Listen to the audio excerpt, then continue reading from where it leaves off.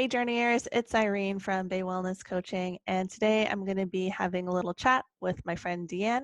We're going to talk about Deanne's experience adopting a dog for the first time, as well as her experience having a dog during COVID. So thanks again, Deanne, for being on the show today. Yeah, of course. Irene, we're really good friends. I'm really excited to finally be on your world famous podcast slash TV show. Thanks. Thanks for that. Yeah, so I just wanted to kind of hear a little bit more about your experience as a first-time dog owner. Maybe you could share a little bit about what inspired you to get a dog during this time. Yeah, so I live alone. I'm in a one-bedroom apartment in Oakland. And when SIP started, I was like, okay, maybe just 2 or 3 months of this. I can get through this. And then it just kept going. And then I think there was a moment we all realized where this isn't going to be going away anytime soon. And even when we do start to go back to normal in terms of being indoors, it really won't be the same. So, given the knowledge that I'm going to continue to be alone for a long time, on top of, I won't be needing to go back into the office anytime soon. And even if we do, it's likely going to be really part of the time. I decided it's actually a really great time to get a dog. I've always loved dogs. They make me smile. I've never had one of my own because I had incredibly OCD parents who were worried about mess. Mhm. Uh, That was my so my childhood growing up too. I was like, I really want a horse, and they're like, no horses. I really want a dog, and they're like, no dogs. And I'm like, okay. My mom is so OCD. She's like a 10 out of 10 in cleanliness scale. I've never met someone cleaner than my mom in my lifetime, even uh, now. your mom and my dad will probably need to have like a cleanliness match because he's extremely OCD. Like I'll put something like growing up, I'd put something down, and then he would like go and organize it immediately. Wow. Yeah. So, as you can imagine, growing up, like pets were totally out of the question. But I've always loved dogs. I think as someone who loves a lot of engagement, I really felt like a dog was the right choice as opposed to a cat. Since I do love cats, but I think the amount of interaction and cuddling that I probably need during this time and also beyond was always something I really wanted. I'd also add that um, I think there's unprecedented levels of adoption right now. A lot of people are feeling lonely and feeling like they could use a dog in their life. And I think that's one of the kind of silver linings about SIP is lots of people are adopting dogs. For once, dogs are kind of flying off the shelves anywhere from normal places like SF SPCA and Oakland Animal Services are seeing unprecedented demand, but even Muttville, which is a place for senior dogs in San Francisco, Mhm. they typically actually have a really hard time getting people to adopt senior dogs. And now the senior dogs are also flying off the shelves. So I think this, what we're talking about today is actually super relevant because I think it's on a lot of people's mind. I will say though that, you know, your reasons for getting a dog should obviously stretch well beyond SIP. Like I got one also because it was always something that was in the back of my mind. As soon as I got my own place and the landlord was cool with dogs, I was like, ooh, when should I pull the trigger? Mhm.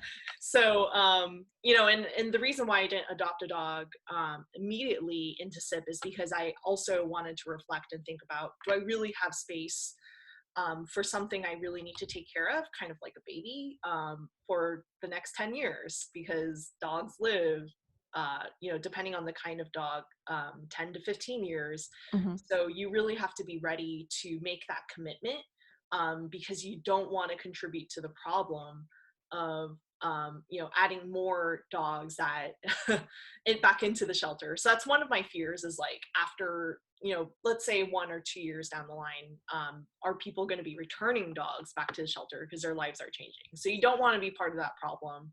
Definitely like really think down to the bottom of your soul. Are you ready to have a dog? If you move, are you willing to move with the dog? um, can you figure out what to do with it if you're going to go on vacation? Do you make enough income and savings to pay for a dog because it will be more expensive than you think. Yeah. Yeah, definitely. So, I think, yeah, especially if medical bills for the dog, like food, any, like if you're traveling, accommodations, like pet yeah, you're basically paying hotel. for a second hotel. Mhm. So so with that, I think I should probably introduce you to the dog I did end up with. Mhm. His name is Ramen. I came up with that name because I love food, and I definitely had a list of like Asian food names. Mhm. It's the most Asian thing ever. Okay. For people who don't know, like Asian people naming their dogs after food is like so common. I've met like so many dogs with the food names, like little I, like unis and like ramen. Don't know if I've met a ramen before, but I've definitely met like mochi. I've met like a couple of mochis. yeah, yeah. There are many mochis. There are many mochis out there, and I think I feel like I mean, okay, in defense of food names for your Mhm. dog, I still like uh, it. I still like it though. Don't I worry. think it's better than people names for your dog because when you name your dog Evan or Jax, I'm just like, is this a person? Is this a dog? I can't tell. It's kind of like that. I think there's a joke in The Office where they made a riff off of like someone talking about like they can't tell if it's their dog or their wife. It's like, oh, so and so and I went on a walk the other day. Anyway, I think food names, I feel like pet names and people names should be different. That's all I'm saying. um, Yeah, let's meet ramen. so yeah, let's meet Ramen really quick. Let me see if I can get better lighting in here. But I will go for a ride down to the floor level. He's currently sleeping, so we unfortunately might have to wake him up. See how he does. Or you can just show us I can just ramen. show you guys. Oh, he looks so Hi. peaceful. Hi. Hi. Oh, he's so Hi. cute. Hello. Oh, he's late. He's tired. Yeah, he's a little tired right now, so I'm probably not going to pick him up. Mhm. So this is his crate. It's a lot of people who don't know dogs have a averse reaction to crates when they see them because they're like, oh my God, you're keeping your dog in a cage. Mhm. But really, it's his safe place. Mhm. It's also kind of his bedroom.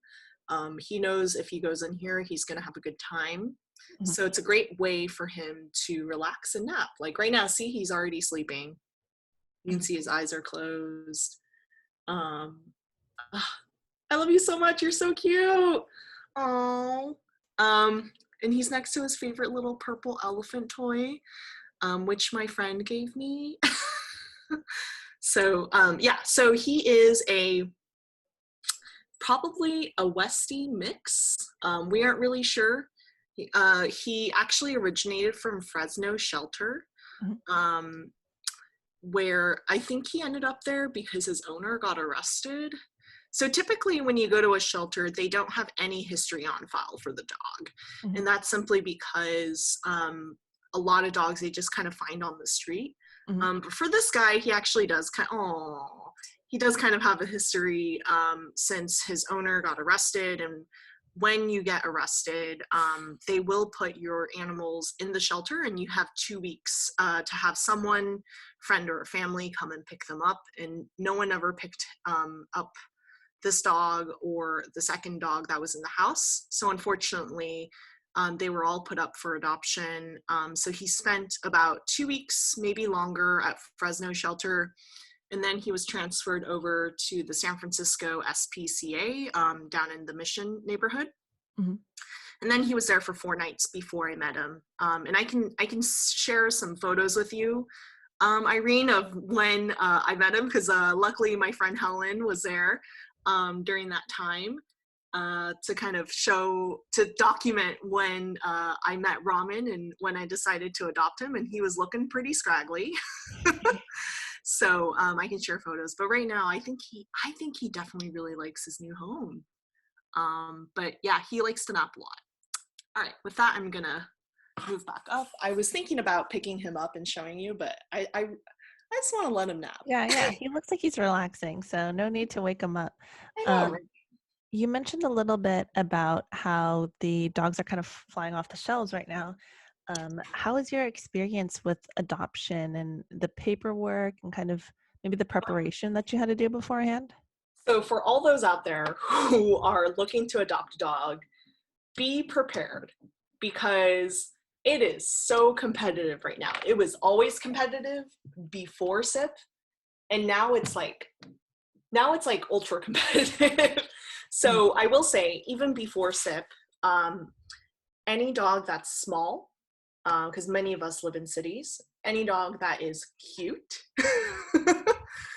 So, like the poodle types, the Shih Tzu types, Mhm. he's a Westie, so like any kind of cute, scruffy looking terrier, those were always snatched up instantly.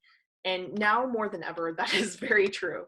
So I would say if you're in the market to adopt, be prepared for it to be a multi-week or even months-long process because you are competing with a lot of other, hopeful dog applicants. So I will say you will have an advantage if you live in a semi-residential area. If you have access to a backyard, they will bump up the preference for you to adopt, versus if you live in the city, don't have a backyard, it's going to be unfortunately a little bit harder. Mhm. I will say, like, having a backyard is just such an advantage, to making sure the dog has a good time and has a consistent place to potty. So that's just kind of the nature of things. Now that we are in SIP, I would just say make sure you apply to a lot of different areas, but also make sure you get back to those shelters. If you have changed your mind, or if you do end up adopting. So even though I would say it seems like there's a national dog shortage, there are still so many dogs out there that need a home. And it's not because all dogs are going home. It's because the shelters don't actually have enough staff to kind of help turn around the demand. And we're also living in COVID times, so things are a little bit more inefficient than usual. Mhm. So many shelters are actually doing virtual appointments as opposed to in-person appointments.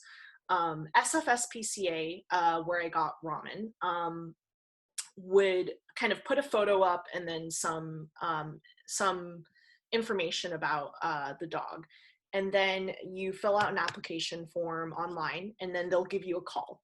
And if you don't pick up that phone call, they'll just move on to the next person. So I was like anxiously waiting by my cell phone, waiting for a shelter to call me. So just like be aware, like every single shelter has different rules. Like SFSPCA is like, we're going to call down the list and see the first person who we think is a valid application, that picks up the phone will get to meet this dog. So when I received the phone call, which I think there was like a 24-hour, maybe 24 to 48-hour turnaround, the person on the other side of the line confirmed that, like, yes, I actually was the first person to apply to Ramen. And I will say I refreshed the SFSPCA page at 4 p.m. at 4:30 p.m. I just happened to do that, and I think that might be when they update their website. So it's like Um, it's like buying concert tickets. Like, refresh the websites of shelter pages until you find the dog that you want, and make sure you apply like instantly. mhm, mhm. So they called me and they were like, hey, we're calling about Kit, which is like the name they gave him at the shelter. They were like, do you have a backyard? We noticed that like Kit is a little bit fearful of the construction near the Mission Adoption Center. So ideally you don't live anywhere that's super loud anyway, stuff like that. So they will call you and screen you, Mhm.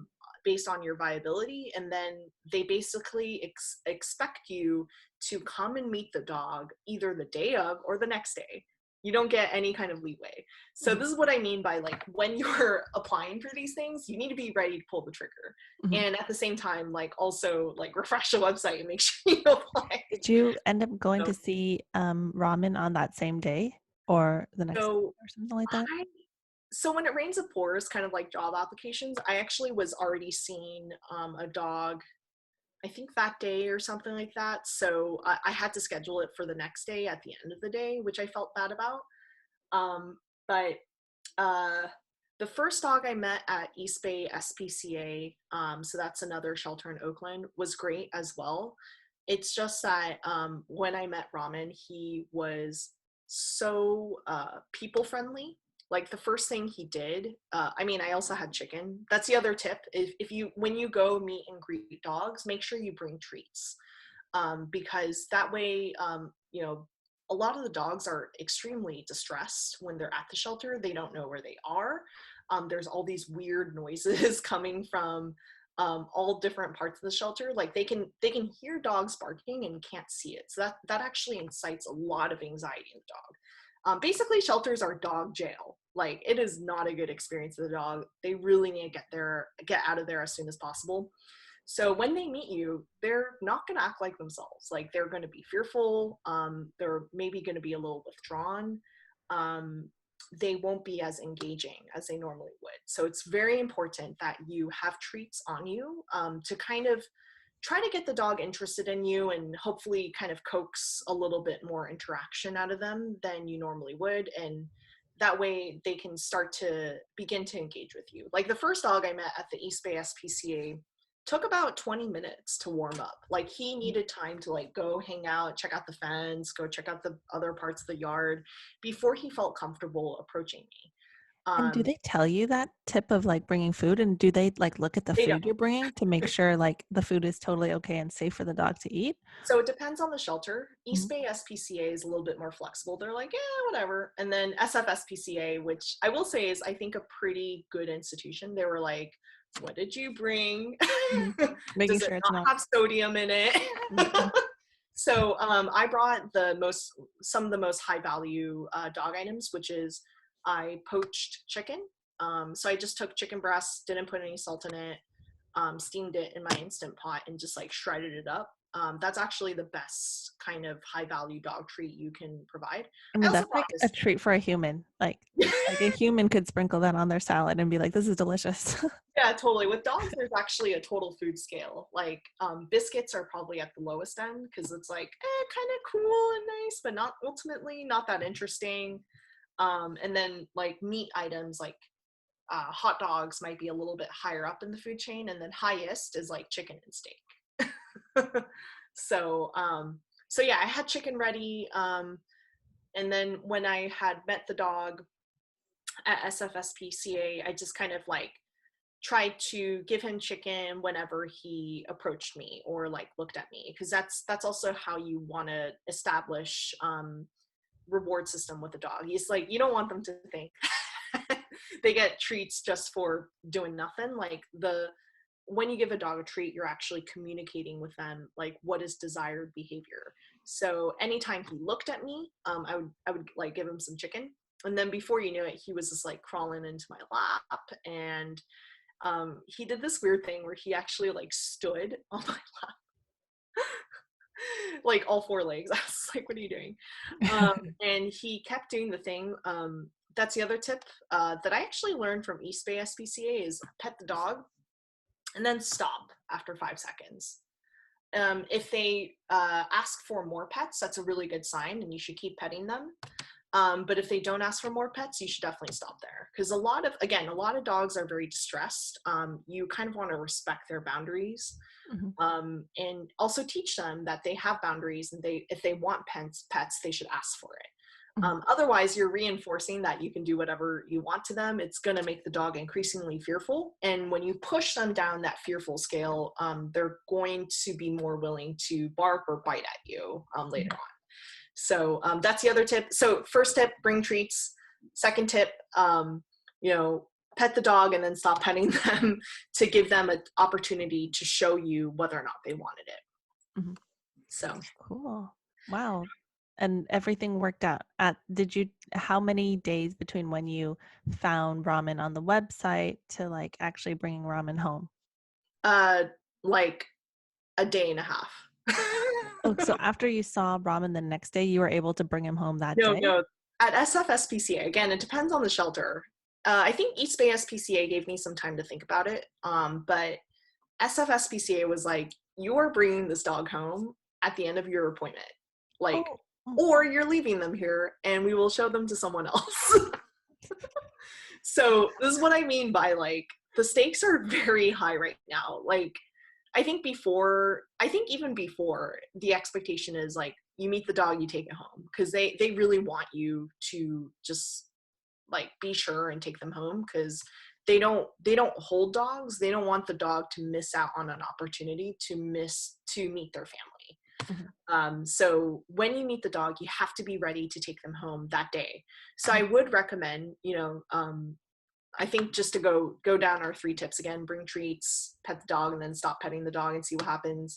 Third tip: make sure you've prepped your house beforehand because be ready to take the dog home. So make sure you have poop bags and make Mhm. sure you have a leash and a blanket, like Mhm. for the at least a place for the dog to sleep. Have you dog proofed your home so that there aren't like hazardous chemicals hanging out, or if there's a couch that you really love and you don't want the dog to potentially soil it, because they will when they come back from the shelter, like wrap it in plastic or put a slip cover over it.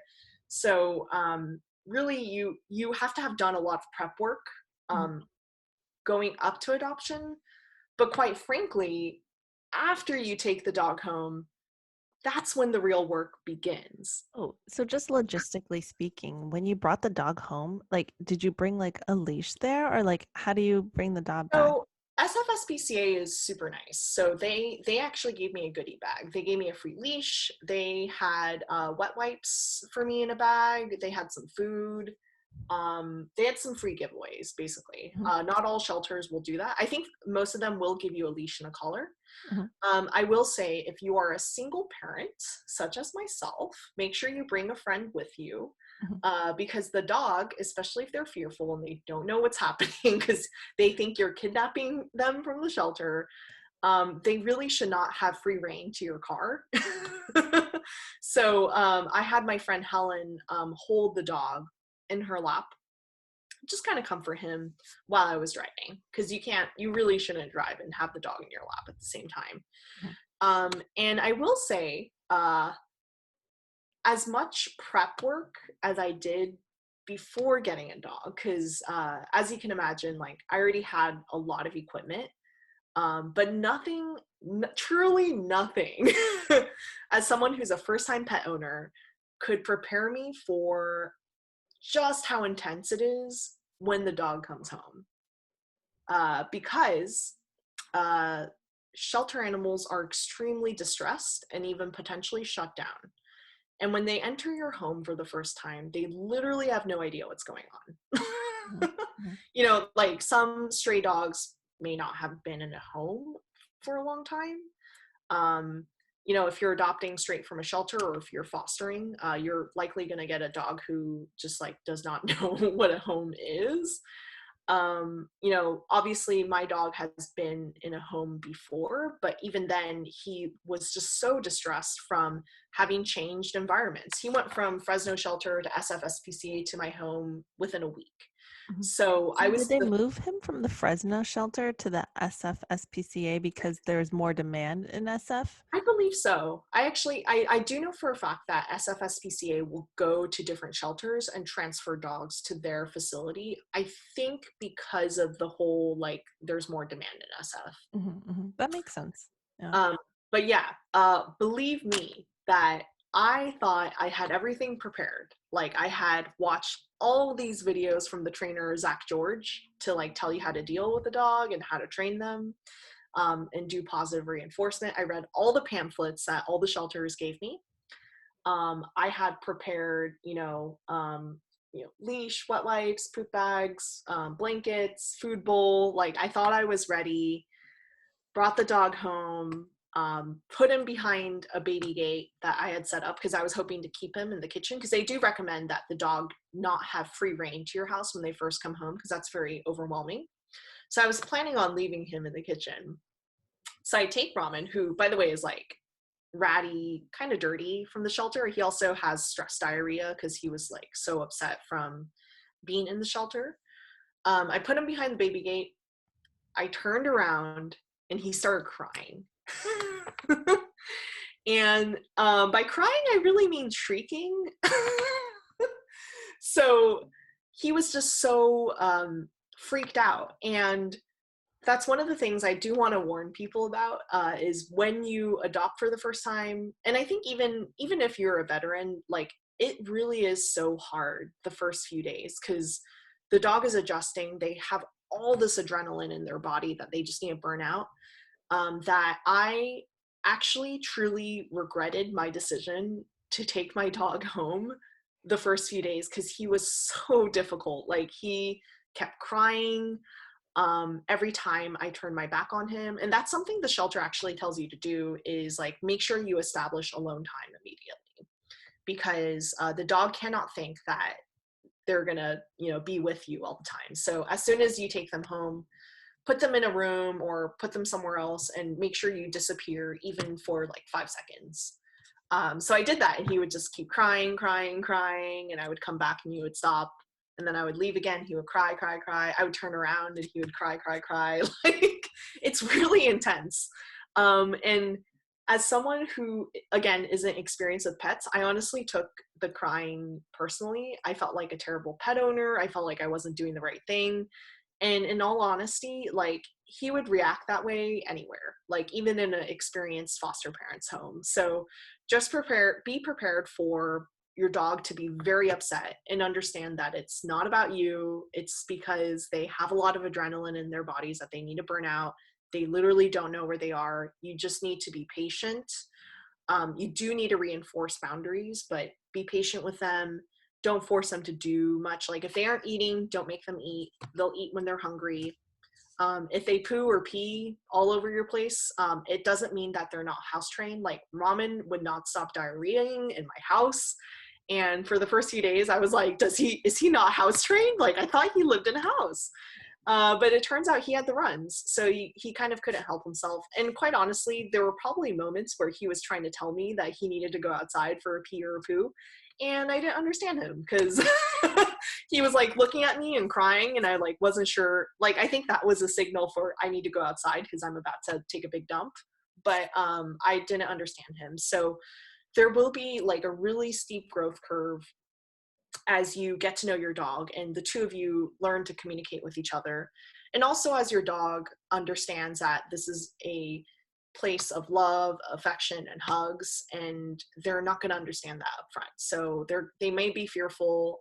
This guy was just overly attached, so he was kind of the opposite of fearful.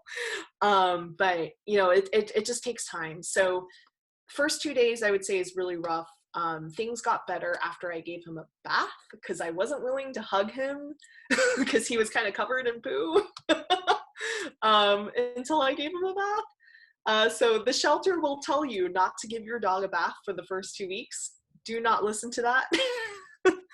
Because I didn't give him a bath at first, and I didn't hug him, and I think that caused a lot of anxiety in this specific dog. So I would say case by case scenario.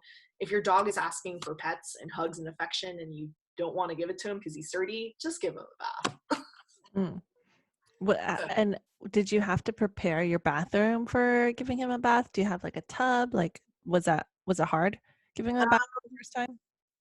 It was hard. I would say, luckily, Ramen wasn't too resistant, because I think he was used to getting baths before. He did try to climb out of the tub. It was so sad. He would just be, I'd be like pouring. So don't use the shower head immediately, because that can be very scary for a dog. So I just like filled the tub halfway, so it's a bit of a warm bath. And I had like a cup, so I could just like fill it kind of old fashioned style. It's a little more soothing for the dog. But while that was happening, he was like trying to crawl out of the tub, and I would just like push his head back down and be like, nope, you're not done. And then just keep going. Mm-hmm. Just make sure you have lots of treats, before, during, and after the bath. And hopefully, as much as they find the water unpleasant, they will understand that this is something they need to do because you're giving them treats. Mm-hmm. Does he enjoy baths now? I haven't given him a bath. So I've actually only had Ramen. I think it's only been 6 weeks or so. So I've only given him a bath once, and then a few weeks later I took him to the groomers, so he got a bath then. I wouldn't recommend overbathing your dog, because I read that actually is very bad for their skin. So I'm aiming for giving him a bath every 1 to 2 months. he doesn't actually stink that bad, surprisingly. So I think it's kind of one of those things, like if your dog smells bad, then give them a bath, but it takes a while to reach that point, and maybe it's different with every dog. But yeah, back to the initial days of adoption, it is tough. And there are YouTube videos out there that I've watched that all express the same thing. Like, first few days are tough. So I cannot stress enough, like, be ready for a potentially traumatic experience Mhm. where you have a very distressed animal in your home. And I would also say to single dog parents such as myself, I think you are at a disadvantage because I felt bad that I had to leave him alone while I went to the pet store and inevitably needed to get other supplies. Like, for example, I didn't, like, he broke down the baby gate in seconds. Like, small dog ripped the baby gate off the wall. So that's when I learned, okay, I'm going to have to get him a crate. I'm going to have to get him a pen. Like, these are all things that you can't plan for until you meet the dog. I had to leave him alone at home, and that's kind of upsetting for a shelter dog. So if you're a single dog parent, make sure you get help. Like, find family or friends that live nearby that are willing to watch a dog for you as you go and get more supplies. Because this person, myself, definitely showed up to Pet Food Express crying.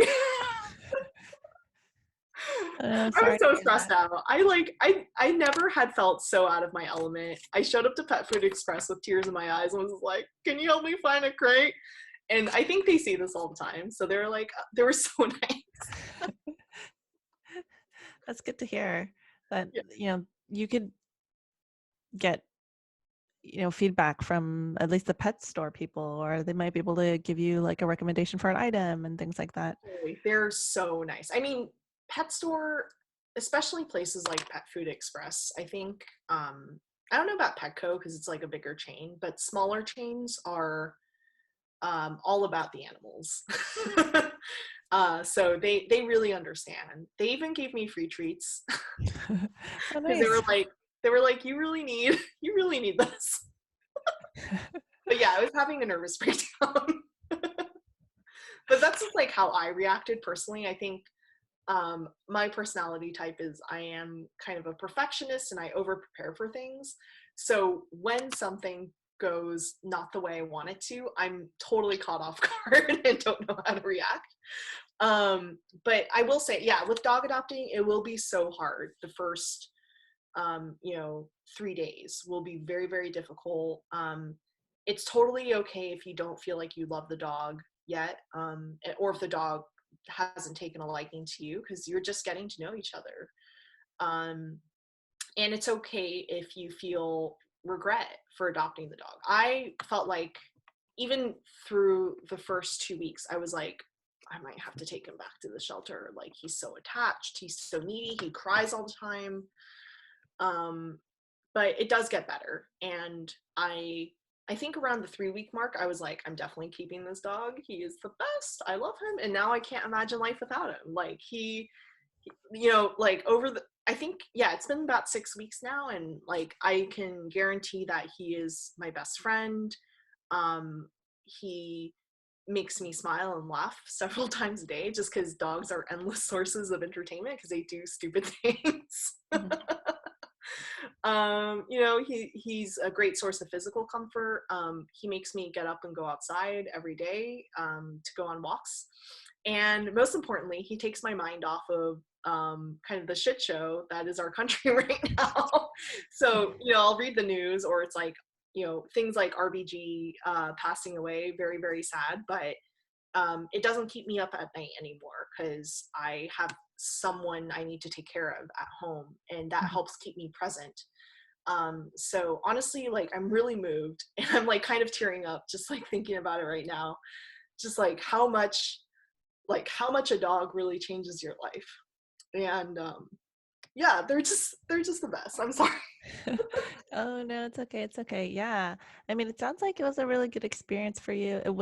It sounds like it was very difficult at first. Yeah. And I know a lot of people, when they're first starting off, like, might not adopt a dog because you know, they have a lot of history that comes with it, and it could be really challenging. And I think that's maybe why some people choose to like get a dog from a breeder in the beginning, because they just don't have that experience Yeah, raising a dog. Or it's true. I will say I did experience some regret having dove headfirst. I think I kind of overestimated my own ability to raise an animal, because I went straight to the shelter and they don't have any history. They can't guarantee what the dog is going to be like.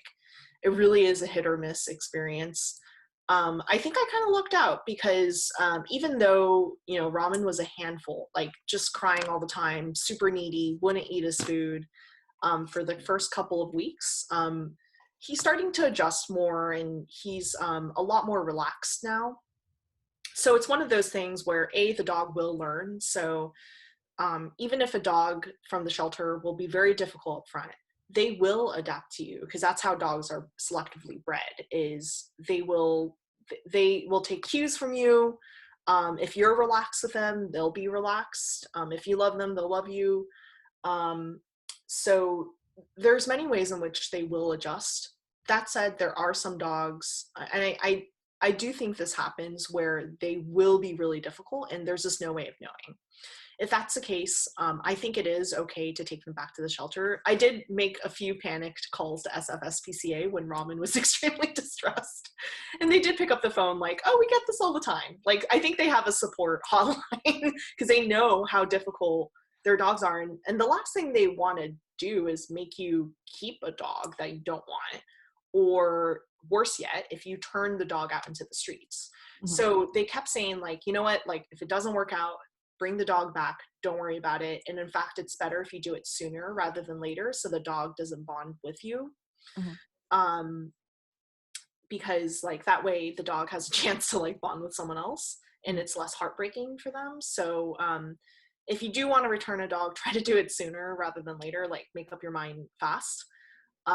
But generally speaking, I will say like give it a chance, because like, you know, again, I'm only 6 weeks in with this guy and he's already a completely different dog than when I first brought him back. So shelter dogs will adapt. You have to give it a chance. And I will say a puppy that you get from a breeder is a ton of work. Like you can basically assume that the first year of your life, like you got to stay home all the time. Like if you're thinking about going on vacation even for a second, your puppy is going to be extremely distressed like while it's gone. Like I think people also underestimate how much time raising a puppy is. So I honestly am a like, as difficult as an experience that I had, like look at me, 6 weeks later things are fine. So like I think there's many ways in which adopting an adult dog from a shelter is actually still going to be a faster and easier ramp up time than you taking on a puppy from a breeder. And I honestly feel like unless you have special needs, like you have allergies or you need a specific kind of dog, I really, really, please just adopt. There are so many dogs out there from home, and it's upsetting to think about how many dogs are put down and how many people around the world contribute to the problem of dog overpopulation. Like honestly, all dogs deserve a good home. They really, really mean the best. Like, you know, again, dogs are selectively bred to love humans, and they they're just the best. Like they really mean well. There are no dogs out there that are just like evil and like want to be bad. Like maybe there's cats that way, but like dogs truly Shots just, fired. yeah, dogs truly just want to love you. And it's so rude that we create these problems like breeding too many dogs or like puppy mills, or people like abandon a dog after they have raised it from a puppy and think it's no longer cute. Like it is extremely effed up. Mhm. So where possible, I would say shelter dogs are the way to go. As you can tell from me like almost crying just now, it's an extremely rewarding experience. And I haven't even hit the 2 month mark. Like we're just at the 6 week mark and I'm already feeling all kinds of lovely, like warm, fuzzy feelings for the good deed of giving a dog a home, and also realizing like, wow, this dog has actually already given me so much. Mhm. So yeah, please adopt, like, there, unless you have allergies. Yeah, yeah, that makes sense. Yeah, And I know you can also do allergy shots for people who aren't familiar with that. For people who are allergic, you can potentially become unallergic to stuff if you do allergy shots. I'm actually allergic to cats. I love cats and dogs. I love all pets, like any kind of pet. I'm obsessed with it. But I am allergic to cats, so I am not super allergic. But I do know you can take allergy shots, and that's something I might consider in the future, just to not be allergic to cats and yeah. dust and grass and like all these things you can get allergy shots for.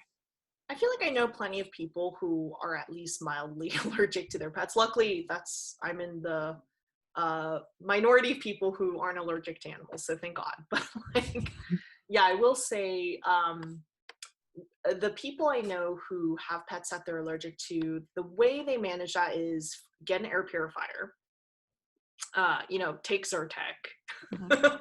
or if you want to do something more long term, take allergy shots. So all those things are totally valid. It's definitely doable. I personally, like, as someone who again never grew up with pets, like, and I mean, I knew I would love dogs, but like, it is so meaningful to have a pet, whether it's a cat or a dog or a bird or I don't know, some kind of rabbit. Like, um, I think uh, these kinds of pets in particular just have such an emotional capacity, to you, like, you feel their affection back, and there's such a great way in which they keep you present, um, because uh, life kind of sucks right now. So I think it's a great time to get a pet. I would definitely recommend a dog from the shelter, even though I just like kind of scared you with like how traumatic my experience was. But again, that's like kind of how I react to things when things go out of control, is like not well, but maybe that's a good lesson for me personally. But um, oh, and that's the other tip I would give, like, is um, let's see, what were the 4 tips I've given so far? It's like, bring treats to the shelter, pet the dog, and then stop petting the dog to see how they react. I Bring think a friend. Yeah, bring a friend, prepare your home dog proof, buy Mhm. all the equipment that you think you might need ahead of time. And lastly, oh shoot, what was it? I like just had it, and then when I reiterated my points, I already forgot. Um, Oh, I yeah, do also want to plug in, like, you mentioned allergy shots, buying an air purifier, getting allergy medicine, but also maybe even getting a good vacuum because I have been really happy with my vacuum. I use like a handheld Dyson, but I know they say like certain vacuums have like HEPA filters, so they can really like filter out as much like pet dander and whatnot is as part yeah. of the filter. So like that So might be nice too, a good let me vacuum. tell you, and maybe this is my parents rubbing off on me, is I have a robot vacuum and a handheld Dyson vacuum and a like a steam mop, because I have concrete floors. That's the other upside of like having easy to clean floors. I mean, I have a lot of cleaning equipment, but my place is super clean. Um, and a robot mop, because Roomba also makes those. And I use all these things constantly. So I would say especially a robot vacuum has been super helpful, and a robot mop, just because I have those on, I run those maybe every 3 days. And then I only have to vacuum and like do a deep clean every few weeks. Mhm. So You have a robot vacuum, a robot mop, a handheld Dyson, and what else did you say you have? a steam mop. So this is great Oh. for if you have hardwood floors, Mhm, or I actually got this tip from a coworker who's a mom, mhm. and she has a lot of experience cleaning, vomit. So she's just like, you have to get a steam mop, it will change your life. So I used to have a Swiffer, but it's really not enough. So a steam mop is pretty low cost. I think mine was only $60 or $70. It basically heats up the mop, so that way you kill bacteria on the Mm. floor. It also when something's a hot, when you're cleaning something with hot water, it's also easier to mop up. So I have one from Shark, I think, just a simple pocket steam mop. So highly recommend those as well if you need to do a deep clean. Yeah, I've never used a steam mop before, actually. Yeah. Do you need to plug it into like an You, outlet? Okay. you need to plug it in. It's kind of similar. I would say it's very similar to if you use a steamer for your clothes or an Mm-hmm. iron. It's like you're ironing the floor. Okay. Oh, I remember my last tip now. It's if you adopt, take time off from work.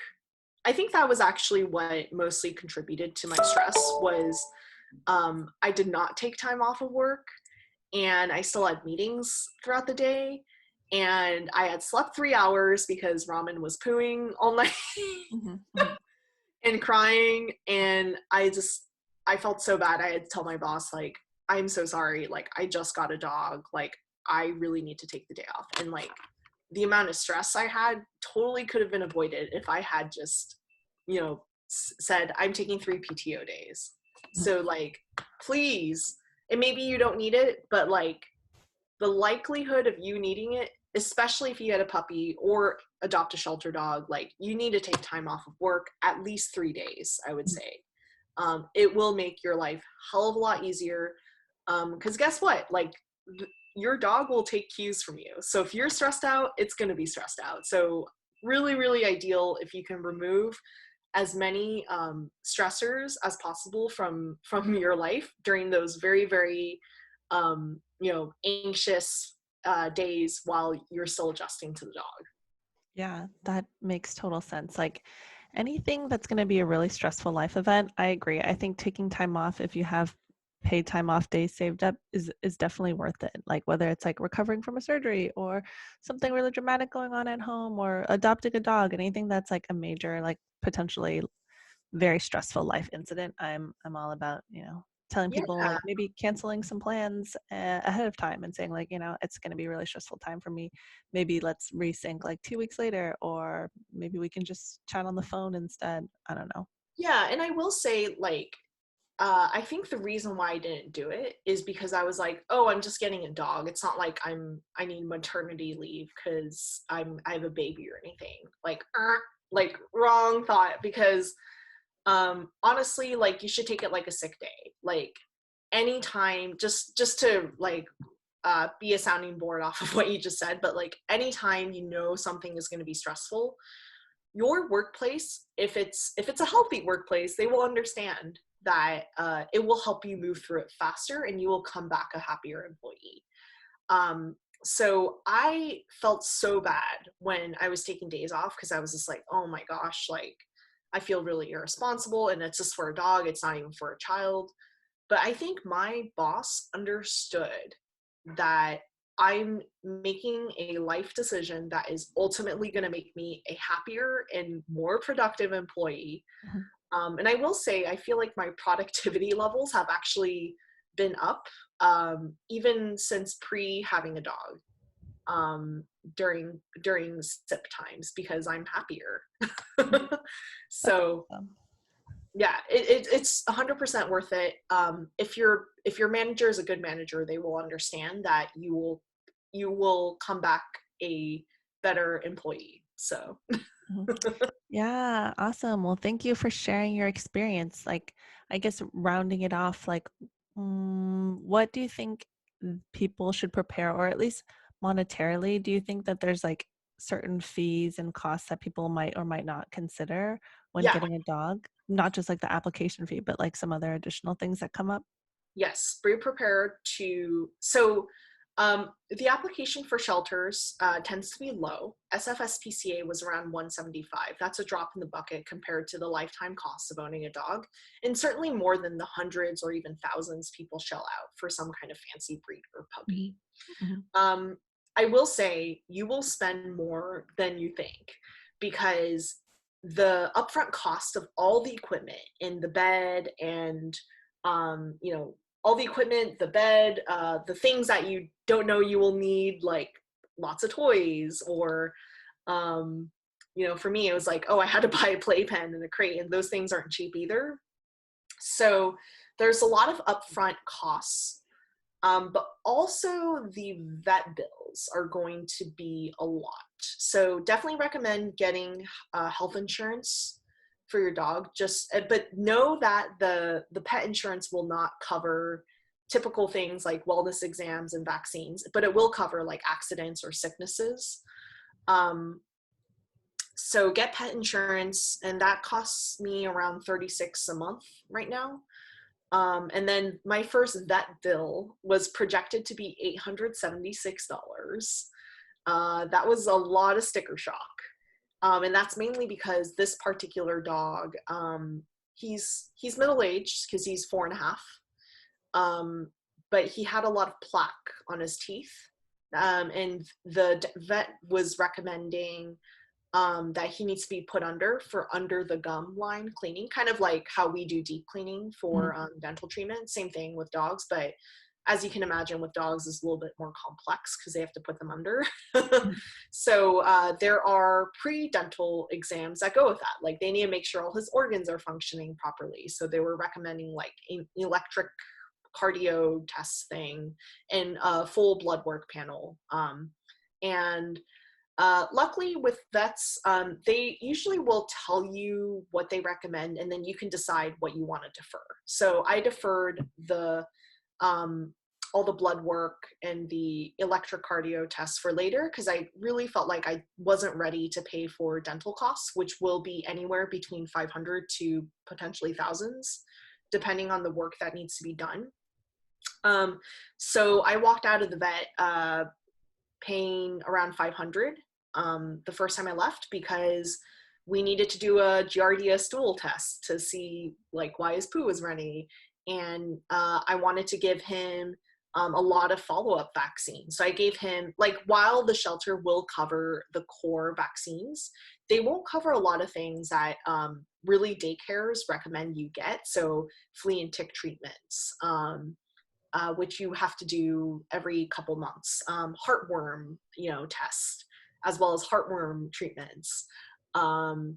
And there might be other vaccines like canine influenza vaccine, which is basically like our version of the flu shot, but for dogs. They highly recommend, and that's not something the shelter will provide. But the shelter will provide, I think, things like it's like kennel cough or something. So like diseases that really will be lethal to dogs, they'll cover, but your dog has the potential to get sick from a lot of different things. So I would say listen to your vet, and I recommend getting all the vaccines that they recommend.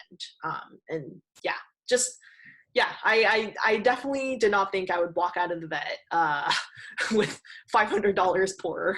But I think it was money well spent. So I think all in all, like, be prepared to spend at least $2,000 the first year on your shelter dog. It could be potentially more if you have a puppy. So just really, really be prepared to scope out like $1,000 to $5,000 a year, just in case. You just never know. Yeah, that is pricey. So, I mean, I think it's good for people to go into it with a good understanding. I guess wrapping up, is there anything else you'd like to add about your experience? Um, yeah, I will say something that is specific to SIP is I do feel like this dog is a celebrity. Like when you get a dog, you feel like you're walking with a celebrity. Like people will be like, oh, so exciting. I just really feel like people are looking for something cute and cuddly to take their mind off of how depressing our situation is.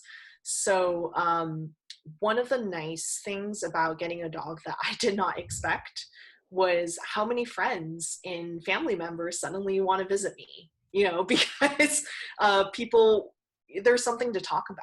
And it's, while it's nice to see my friends and stuff, it's definitely like a added bonus that there's now like kind of an endless source of entertainment. I used to not love family visits, to be frank, because after a while you might run out of things to talk about with your parents. Not if you have a dog. So in a surprising way, as much as like my dog and like the relationship I have with my dog is really important, and I love to see how that's grown over time. I'm surprised by how much my relationship to other people has really improved. So like I feel so much more connected to my family and to friends that want to visit me and walk the dog. So I actually have someone coming in about 6 minutes to walk the dog because they want to spend some time, you know, feeling their spirits lifted with a dog. So there are just so many benefits to having an animal in your life, especially a dog from the shelter. So as scary as it is to just kind of dive into it, I truly think it's so rewarding. I am surprised by how emotional I got on this call, Mhm. and I think it's true. Like it's so rewarding. Like I would just say, do it. Be prepared for the unknown. Be prepared for a lot of potential psychological trauma you will experience, but you're ultimately investing in your long-term happiness. And I really hope that Ramen lives up to 15, 16. And I look forward to it because I think he's just such a great addition to my life. Cool, So cool.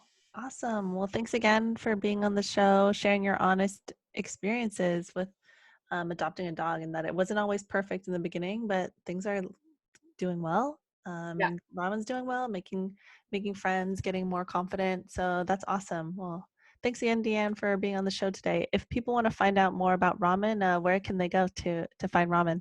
Oh my God, I forgot to pitch my Instagram. Great point. Okay. So everyone, if you really think my dog is cute, follow him at um, Ramen Westy.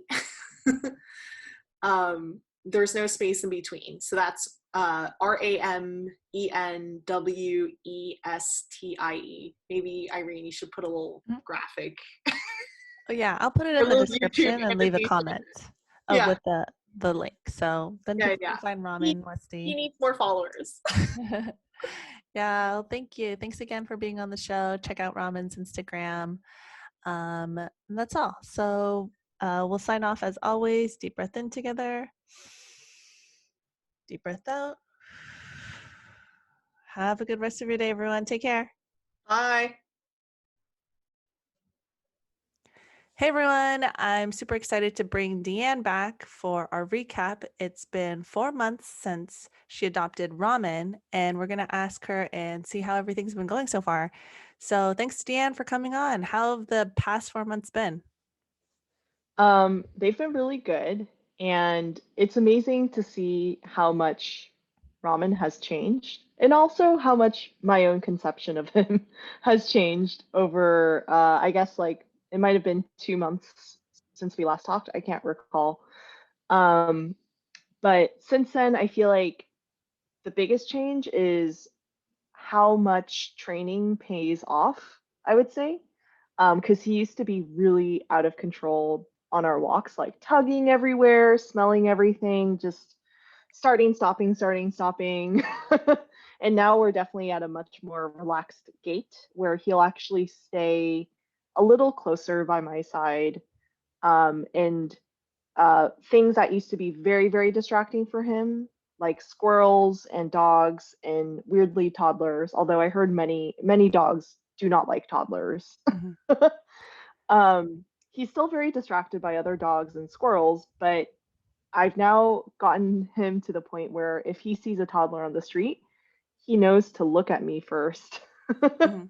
Like he'll be like, "Oh, a toddler. Oh, I don't like that energy." And then he'll turn around and look at me and then I'll give him a treat. So, I think just like really encourage everyone that it's never too late to start training your dog and you really have to keep at it because I think it's been like 3 months of doing things like distraction training during our walks and really rewarding him for staying close to me and like just giving him treats whenever he's walking close to me or just whenever he looks up at me. And it always seems like a lot of work where Mhm. like before I head out on a walk, I like grab a sack of cut up treats that I had already portioned out for the day.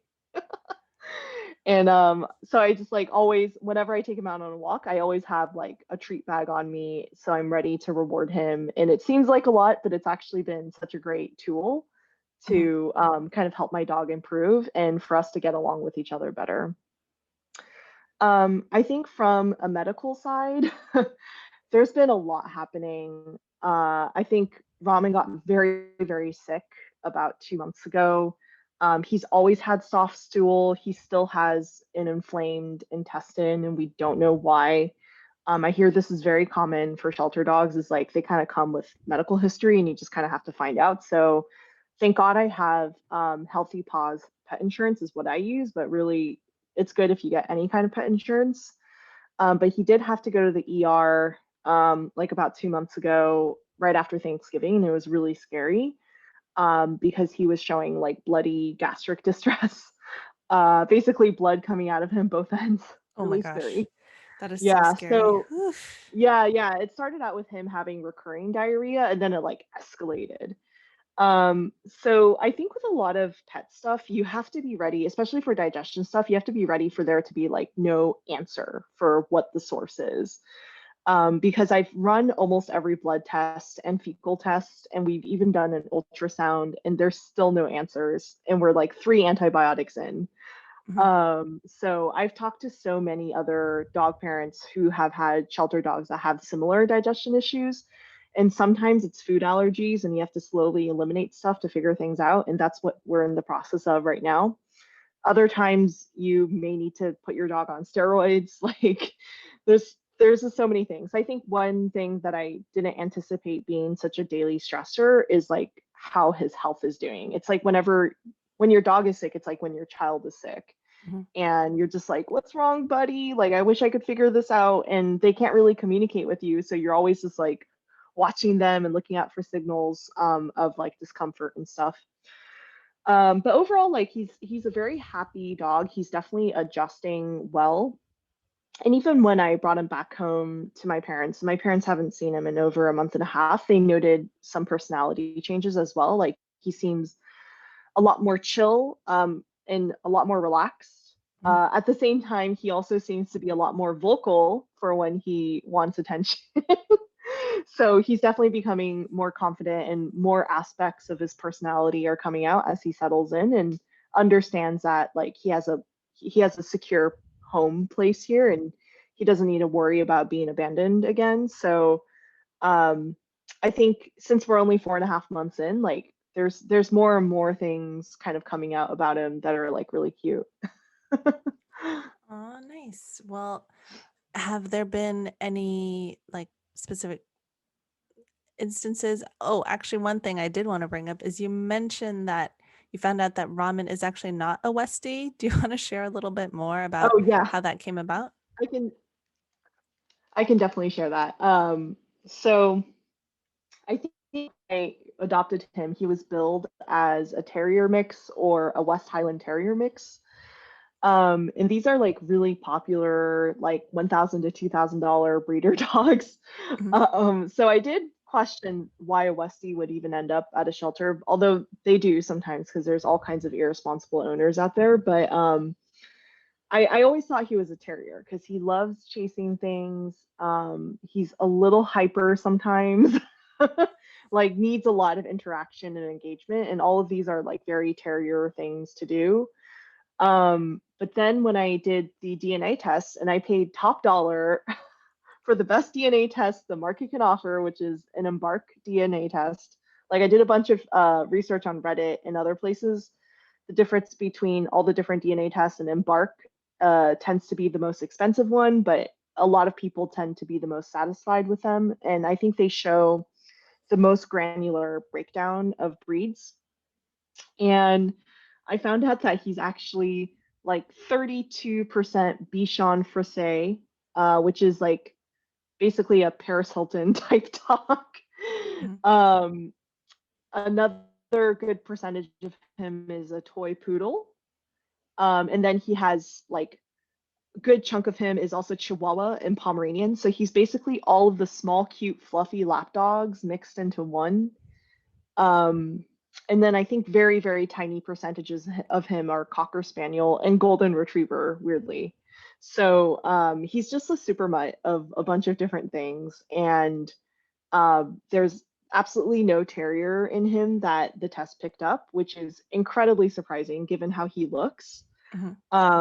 And even the vet was really surprised, and she thinks that the test is just wrong. She's like, I don't think there's any way this dog isn't at least part terrier. And then the vet tech was like, well, maybe it looks like he has a wiry coat because he's a poodle, or like a Bichon for say, which has like a very curly, soft hair, mixed with a Pomeranian, which has straight, poofy hair. Mhm. So maybe that combined together, curly and poofy, made like a kind of wavy haired dog that looks like a wiry coat for a terrier. Um, but I believe the test results because I did a pretty darn good job swabbing his mouth Mhm. to do the DNA test. And I find it hard to believe that if they did not pick up any terrier, I believe it. Like it seems like too big of a miss to not have that work out. And I will say, like, I'm guessing he looks like a terrier because his ears are like big and pointy, kind of like Baby Yoda, but that's probably from the Chihuahua side of him. So really, really crazy learning because it really changes the way I look at him because I used to think he was like a hardy, adventurous, like dog that would be like hunting and stuff. And now I'm like, oh, you're actually a mix of all the lap dogs. I really should cuddle you more. And no wonder you're so like human interaction obsessed. Mhm. So yeah, he's definitely not the perfect dog. Um, but I feel like he means really well and he's always happy to see me and other people. And he's so friendly with other dogs that, and he's also very non-destructive and pretty well house trained. Mhm. My only like gripes about him is that he whines a lot. Like anytime I like go upstairs, I'm at my parents' house right now, but if I go upstairs to get something, and I've blocked off the staircase because I don't want him going upstairs, but he'll just like whine at the bottom of the staircase for like minutes while I'm like grabbing something upstairs, etc. Like, or will whine when I've gone into another room, but he surprisingly doesn't whine when everyone leaves the house. It's just like a thing where he gets a lot of FOMO if like someone is somewhere and he can't be a part of the action. Mhm.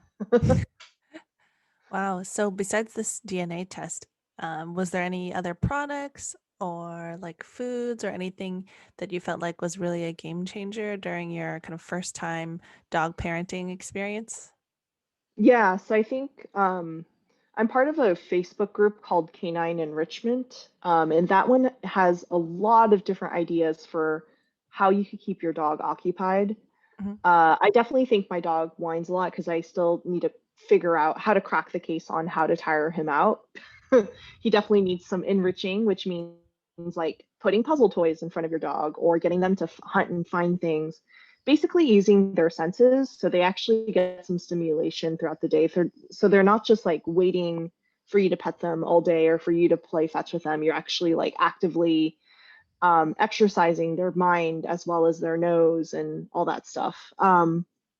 So one thing I do every day is instead of, I try not to feed him kibble out of a bowl as much as I can. I'll usually train him with the kibble. So we'll do simple like sit and down and stay exercises with the kibble. But I've also, through the recommendation of like so many other people, have also bought a snuffle mat. They're kind of expensive, although you can also craft and DIY your own for probably just a buck or two.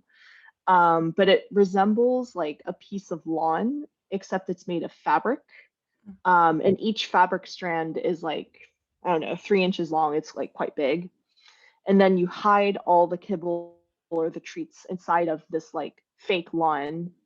And then the dog will like sniff around looking for the lawn, for the treats. And once they're smelling them, the further they do their nose work around the snuffle mat, the further the food will get pushed in. So they really have to like work hard to like find the food.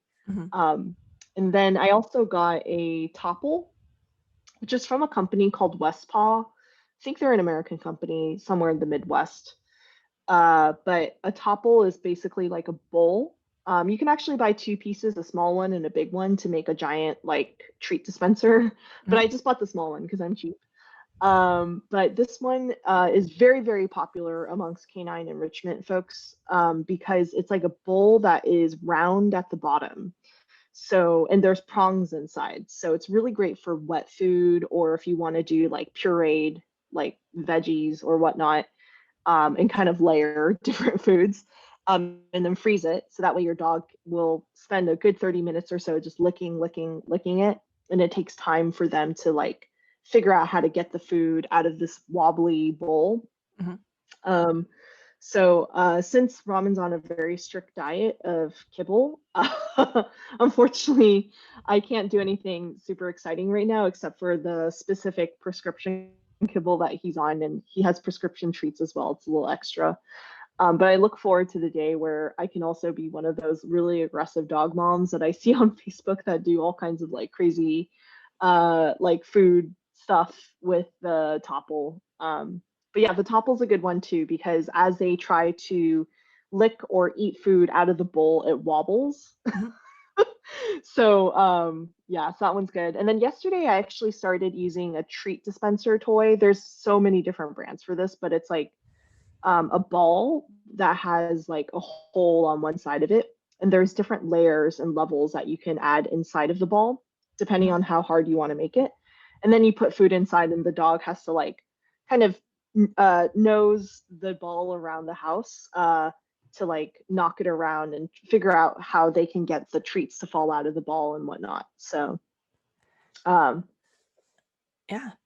I seen those with them at the zoo with elephants. I don't know if you've seen those, but if you ever go to the no, zoo, like the elephants have like 10, 12 different puzzles that they do, like yeah, certain ones where they use their kind of nose and like pull the bell, and then like by shaking it there's like treats on top, so they have to shake them off.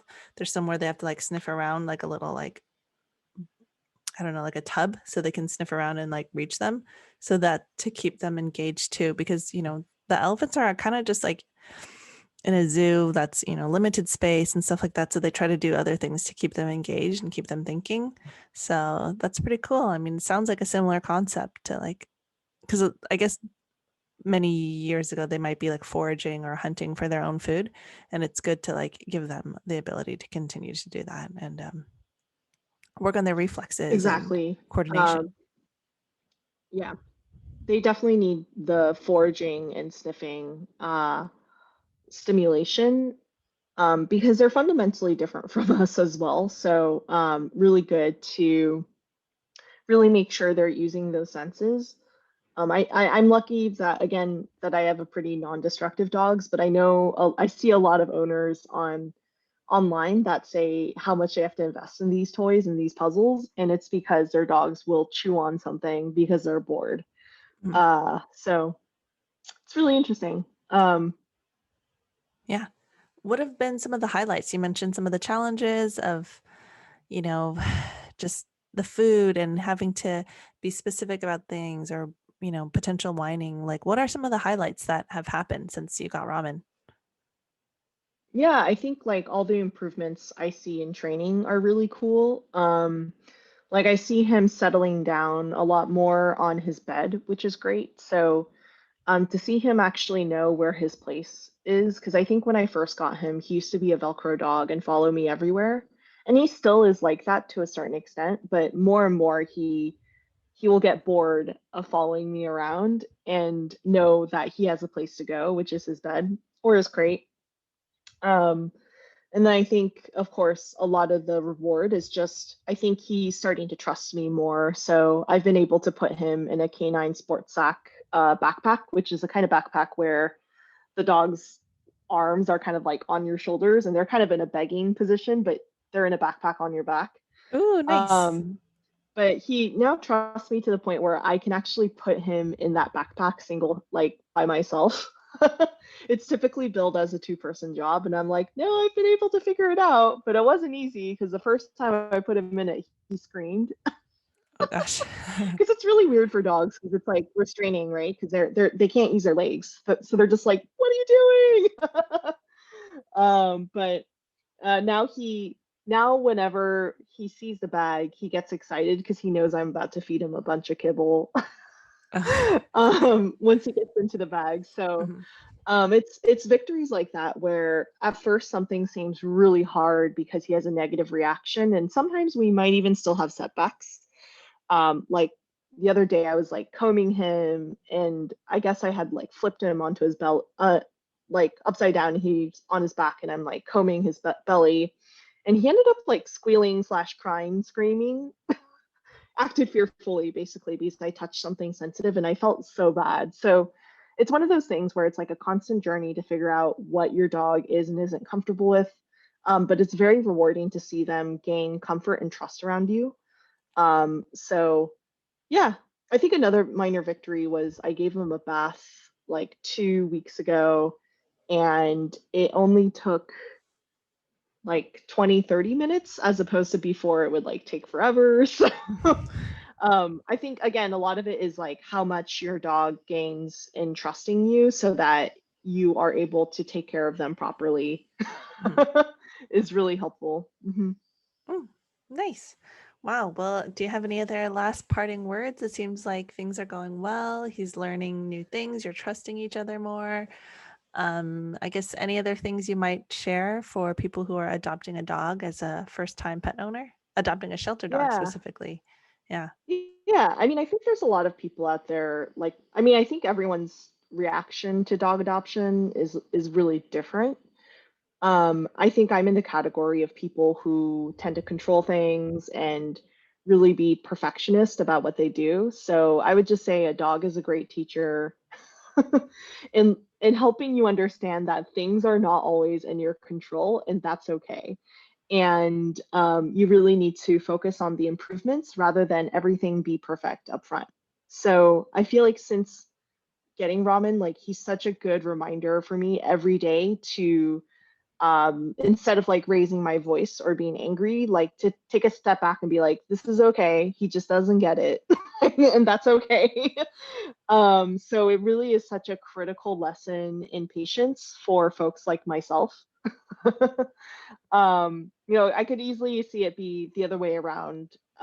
If you're with someone who's fantastically laid back and you let your dog eat chocolate and then they like have to go to the ER, that would be like a different kind of lesson.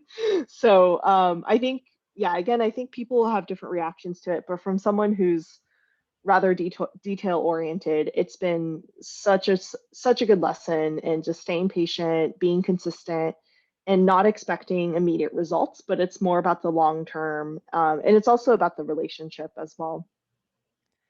If people want to find out more about you and Ramen, where can they go to find out more?